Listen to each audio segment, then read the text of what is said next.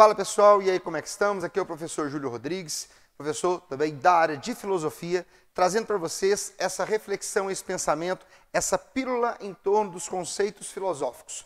Lembra você que esse nosso trabalho, esse nosso desenvolvimento se dá tanto para a questão de preparação para o Enem, quanto para a preparação de vestibulares e ainda para a própria ideia do ensino médio. E hoje vamos abrir a nossos trabalhos falando sobre a principal questão do mito e da razão. Acompanhe comigo aqui. O que é o mito? Mito vem do grego narrar ou contar, tá? A grande perspectiva desse narrar ou contar é justamente porque ele vai se encaixar com a ideia de mostrar o que é a própria realidade. Mostrar essa realidade passa a ser uma coisa fundamental quando o ser humano começa a tentar entendê-la. Quando você fala de mitologia, logia é normalmente a palavra estudo. Por isso, quando eu falo de mitologia, é o estudo do mito. O que o mito faz? O que o mito é? O mito são histórias que vão apaziguar a vida humana.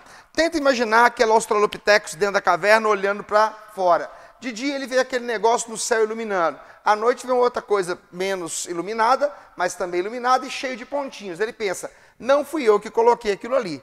Quem quer que tenha sido, tem mais poder do que eu. Por isso, pessoal, a questão mitológica começa sendo necessariamente um ato de fé.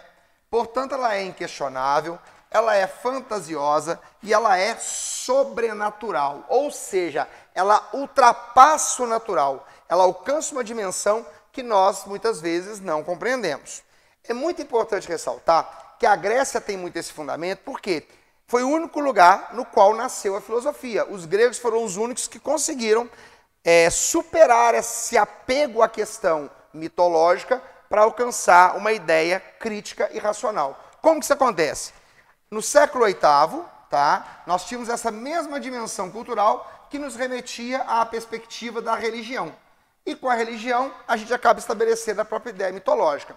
Claro que não apenas a religião, porque na Grécia, por exemplo, você vai ter aqui Hesíodo e Homero, que são dois poetas que vão trabalhar exatamente essa mesma condição do mito nas suas obras. Obras que vocês com certeza conhecem. Né? O Hesíodo escreveu a Teogonia e o Homero escreveu a Ilíada e a Odisseia. Para quem não está se lembrando, é a história da Guerra de Troia. Né? Tem o filme do Brad Pitt, aquela coisa toda. Pois bem, no século VI, nós vamos ter uma mudança. Século VI, antes de Cristo. Que mudança, Júlio? Nós vamos passar a pensar as coisas a partir da razão. O que é a razão? É a capacidade crítica, a capacidade de um pensar livre. Como assim um pensar livre? Um pensar que não fique dependente de ter que satisfazer uma necessidade de apaziguamento. Você vai pensar as coisas como elas se apresentam. Por isso, justamente, nós temos a ideia do logos. Tá? O logos é exatamente essa construção que a própria ideia da razão tem. Perceba que a palavra logia vem também de logos. Por isso, ela tem essa condição restritiva do próprio assunto. Qual que é a nossa relação interessante? Nesse pensamento da razão, ela passa a ser questionadora, ela passa a ser concreta. Né? Concreta por que está entre aspas, Júlio? Porque nem sempre ela vai ficar apenas no âmbito concreto. Quando você faz uma discussão sobre a essência de Deus, você está falando de uma ideia que tem concretude para você, sem que ela tenha tangibilidade. Você não toca na ideia de Deus, correto? E natural. Esse natural aqui está ligado à ideia da physis. Última ideia importante. Justamente nessa condição aqui, vai nascer a tão querida filo mais sofia.